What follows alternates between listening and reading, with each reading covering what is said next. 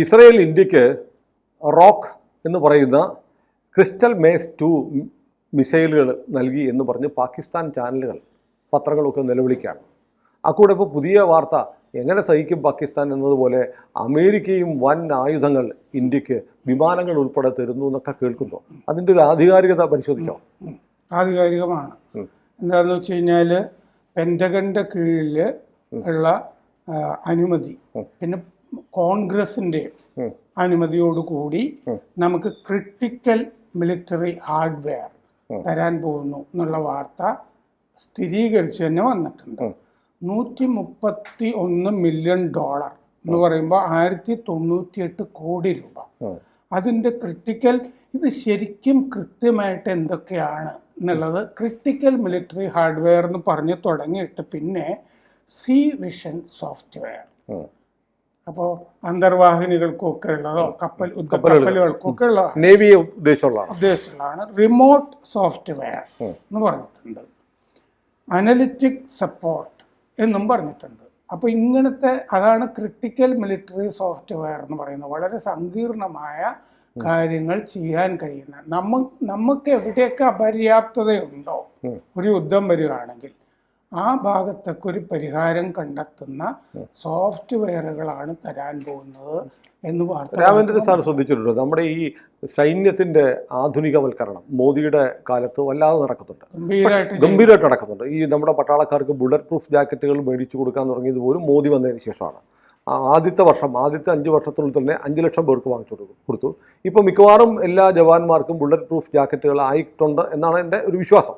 അത് അതിവേഗത്തിൽ നീങ്ങുന്നുണ്ടായിരുന്നു. കാരണം വെറുതെ ഷർട്ട് മാത്രം ഇട്ടുകൊണ്ട് പോയി വെടികൊണ്ട് കയറിയാൽ അത് എത്രയോ കാലം നമ്മുടെ ആളുകൾ കൊല്ലപ്പെട്ടിട്ടുണ്ട്. അപ്പോൾ അവരുടെ ജീവനുകൾ രക്ഷിക്കാൻ വേണ്ടിയിട്ട് അത്തരം കാര്യങ്ങൾ നമ്മൾ ചെയ്യുന്നുണ്ട്. അതോടൊപ്പം തന്നെ ഞാൻ നോക്കിയപ്പോൾ 3 സേനകളിൽ ഏറ്റവും കൂടുതൽ പണം മുടക്കുന്ന നേവിക്കാണ്. പണ്ടേ ഒരു ചാണക്യൻ്റെ കാലം മുതലുള്ളൊരു തന്ത്രമുണ്ടല്ലോ, കടൽ ഭരിക്കുന്നവരാണ് കര ഭരിക്കുന്നത്. അമേരിക്ക വലിയ വിമാനവാഹിനി കപ്പലുകളെ ഓരോ കടലിലും മധ്യധരണാഴിയിലും ചെങ്കടലിലും ഒക്കെ കൊണ്ടിട്ടിരിക്കുന്നത് അമേരിക്കയുടെ സാന്നിധ്യം ഉറപ്പിക്കാൻ വേണ്ടിയാണ്. നമുക്ക് നേവിക്ക് വേണ്ടി വിമാനങ്ങൾ വാങ്ങുന്നത്. അതെ, പിന്നെ നമ്മൾ അന്തർവാഹിനികളിൽ ഒരുപാട് ഇൻവെസ്റ്റ് ചെയ്യുന്നുണ്ട്. കടലിലാണ് നേവിക്കാണ് ഇൻവെസ്റ്റ്മെന്റ് കൂടുതൽ വരുന്നത്. അപ്പൊ എനിക്ക് തോന്നുന്നു ഈ സീ ബേസ്ഡ് ആയിട്ടുള്ള ദൂരക്കാഴ്ചക്കുള്ള മെഷീൻ എന്ന് പറയുമ്പോൾ നേവിക്കുള്ള ഒരു പ്രാധാന്യം കണക്കിലെടുത്തിട്ടായിരിക്കണം. അതെ, തുറമുഖങ്ങൾ, ശത്രുവിന്റെ തുറമുഖങ്ങൾ ബ്ലോക്ക് ചെയ്യുക. മാത്രമല്ല അമേരിക്കയുടെ താല്പര്യമുണ്ടല്ലോ. ഇപ്പൊ ഈ ശ്രീലങ്ക അടക്കമുള്ള ഹമ്പൻ തൊട്ട തുറമുഖം വന്നതിന് ശേഷം ചൈനയ്ക്ക് ഉണ്ടാവുന്ന വർദ്ധിച്ചു വരുന്ന സാന്നിധ്യം, അപ്പോൾ അമേരിക്കയ്ക്ക് നേരിട്ട് വരാൻ പറ്റുന്നില്ലെങ്കിൽ ഇന്ത്യ ഒരു പ്രോക്സിയെ പോലെ നിൽക്കട്ടെ എന്ന് ചിലപ്പോൾ ട്രംപ് കരുതുന്നുണ്ടാവും. അങ്ങനെ കരുതുമല്ലോ. കാരണം ഇപ്പോൾ PL-15 എന്ന് പറഞ്ഞ മിസൈല്, മറ്റേ ബലിസ്റ്റിക് മിസൈൽ കൊണ്ടുപോയി കൊടുത്തിട്ടുണ്ട് എന്ന് പറയുന്നുണ്ടല്ലോ. പിന്നെ തുർക്കി കയറി പണിയുന്നുണ്ടല്ലോ. 27-ാം തീയതി അവരുടെ ഒരു ട്രാൻസ്പോർട്ട് വിമാനം ആയുധങ്ങളുമായിട്ട് വന്നതൊന്നുമില്ല എന്നൊക്കെ പറയുന്നുണ്ട്. എന്താ ഡ്രോണല്ലേ ഉള്ളൂ, ഒരു ഡ്രോണാണ് ഉള്ളത്, ബെറാക്ടർ. അപ്പോൾ ലോജിസ്റ്റിക് സപ്പോർട്ട് തരുന്നുണ്ട്. പിന്നെ defence security cooperative agency DSCA അമേരിക്കയുടെ, അത് പെൻറ്റഗണിൻ്റെ കീഴിലാണ് പ്രവർത്തിക്കുന്നത്. അവർ US കോൺഗ്രസിനെ അറിയിച്ചിട്ടുണ്ട് ഞങ്ങളിങ്ങനെ സപ്ലൈ ചെയ്യുന്നുണ്ട്. അങ്ങനെ ചെയ്യുന്നത് എന്താണെന്ന് വെച്ചാൽ Indo Pacific maritime domain awareness programme എന്ന് പറഞ്ഞിട്ടൊരു പദ്ധതിയുണ്ട്. ആ പദ്ധതിയുടെ ഭാഗമായിട്ട് കൊടുക്കുകയാണെന്ന് പറഞ്ഞിട്ടുണ്ട്. അതിലൊരു സിഗ്നിഫിക്കൻ്റായ വാചകമുണ്ട്, വെല്ലുവിളികൾ വരുമ്പോൾ നമ്മുടെ വിദേശ സഖ്യശക്തിയെ സഹായിക്കേണ്ടതുണ്ട്, അതുകൊണ്ട് ചെയ്യുന്നതാണെന്ന് കോൺഗ്രസിനോട് പറഞ്ഞിട്ടുണ്ട്. അപ്പോൾ നമുക്കിപ്പോൾ ഒരു വെല്ലുവിളി ഉണ്ട്. ആ സമയത്ത് ഇവിടെ അലൈയാണെന്ന് പറയുന്നു. മുമ്പൊരിക്കൽ ട്രംപ് വിജയത്തിന് ശേഷവും പറഞ്ഞ ഇന്ത്യ എൻ്റെ അലൈയാണെന്നാണ് പറഞ്ഞത്. അതെ, ഇൻഡോ പസഫിക്കിൽ ചൈനയെ അലയായിട്ട് നിർത്താൻ പറ്റില്ലല്ലോ, നമ്മളല്ലേ പറ്റുള്ളൂ. അപ്പം നമുക്കിത് തരുന്ന കമ്പനി ഹോക്കൈ 36 എന്ന് പറഞ്ഞ കമ്പനിയാണ്. അത് അമേരിക്കയിൽ വിർജീനിയയിൽ ഹെൻഡൺ എന്ന് പറഞ്ഞ സ്ഥലത്താണ് ആ കമ്പനി ഉള്ളത്. അപ്പോൾ അത്രയും ഉടനെ വരികയാണ് ഈ സംഗതി. ഇതിൻ്റെ കൂടെയാണ് F-21 നമുക്ക് തരാം എന്ന് ലോക്ഹീഡ് മാർട്ടിൻ പറഞ്ഞിട്ടുണ്ട്. അത് മൾട്ടിപർപ്പസ് വിമാനമാണ്. അപ്പോൾ അതുകൊണ്ട് F-35 തരാമെന്ന് പറഞ്ഞു, നമ്മൾ വലിയ താല്പര്യം കാണിച്ചില്ല. അതിനേക്കാൾ നല്ലത് സുഖോയി തന്നെയാണ്. അതെ, ഈ F-21 മൾട്ടിപർപ്പസ് ആയതുകൊണ്ട് ഇപ്പോൾ അത്യാവശ്യമുണ്ട് അത്.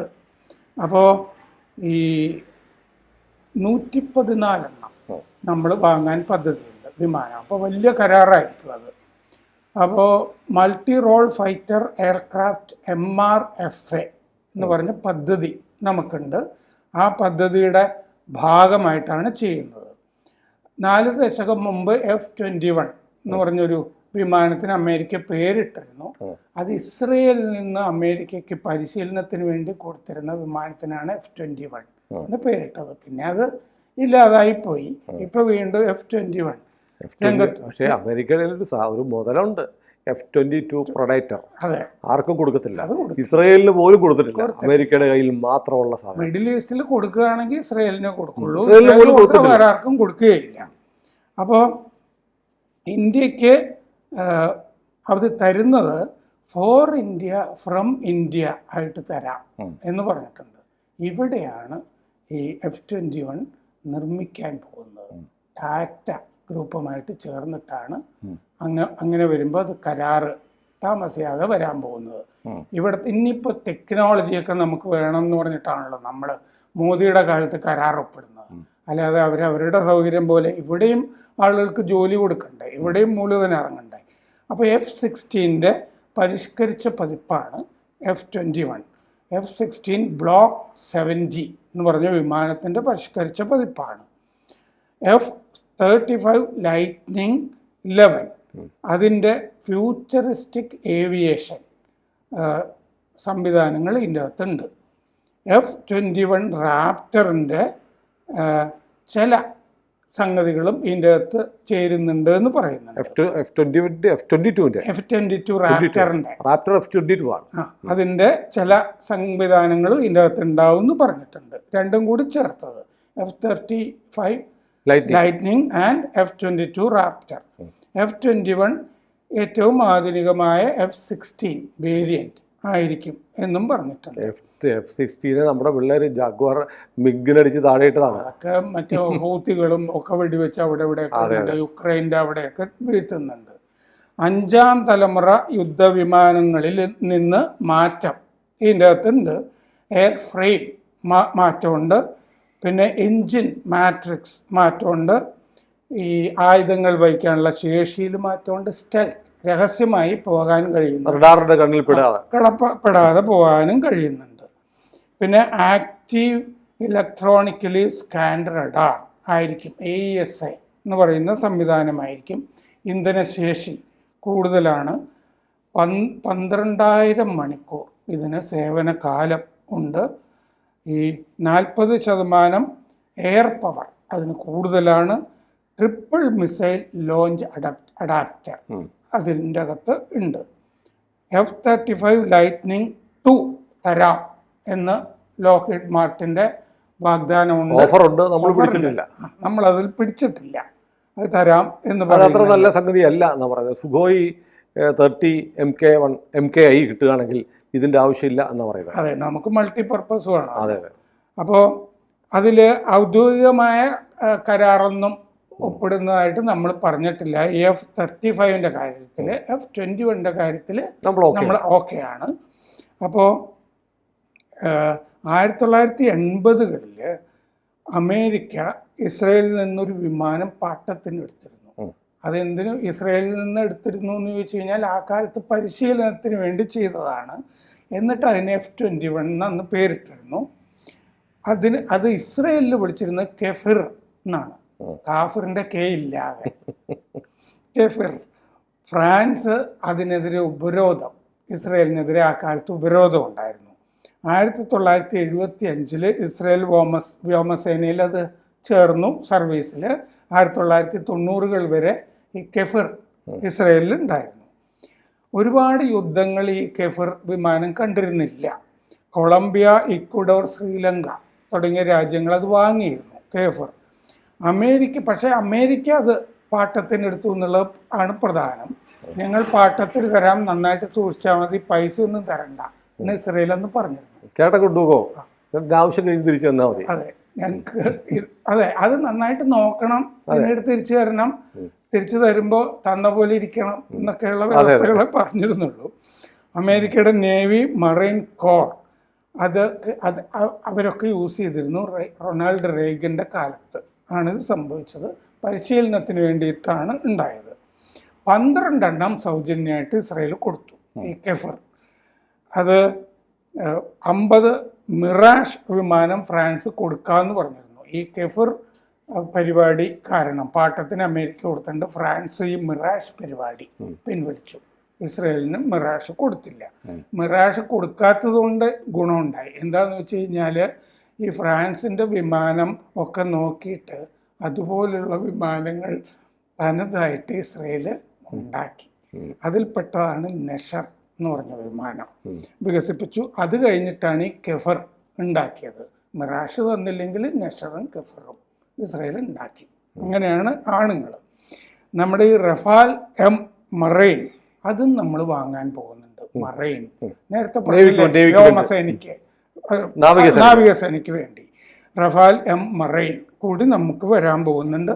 അതും പണി ഇവിടെ നടത്തണം എന്ന് നമ്മൾ പറഞ്ഞിട്ടുണ്ട്. ഇവിടെ നിർമ്മിക്കുക, ടെക്നോളജി ട്രാൻസ്ഫറും കാര്യങ്ങളും. അല്ല, അത് ഈ വലിയ വിവാദം ഉണ്ടായിരുന്നല്ലോ. മോദി റഫാൽ വാങ്ങിയത് UPA കാലത്തെക്കാളും വില കൂടുതലാണ്. 30,000 കോടി ഉണ്ടായിരുന്നു, മറ്റേത് 21,000 കോടി. അതെ, നമ്മൾ ടെക്നോളജി ഉൾപ്പെടെ വാങ്ങിയത് അങ്ങനെയാണ്.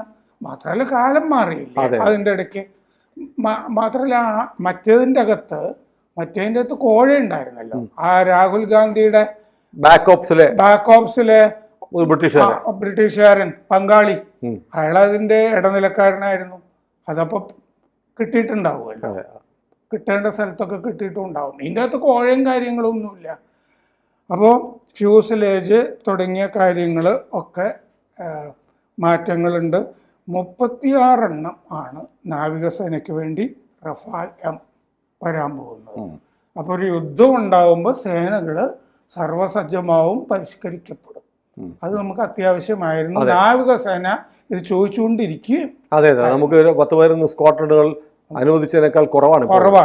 അത് ഏതായാലും ഇതൊക്കെ വന്നു കഴിയുമ്പോൾ അത് പരിഹരിക്കപ്പെടും. ഇപ്പോൾ റഫാലിൻ്റെ അടുത്ത ബാച്ച് വരാൻ പോകുന്നു, ഇത് വരുന്നു. അപ്പോൾ വ്യോമസേന മേധാവിയുടെ ഒരു പരസ്യമായ പരാതി പറച്ചിൽ മിക്കവാറും അടുത്ത 2 വർഷത്തിനുള്ളിൽ പരിഹരിക്കപ്പെടും.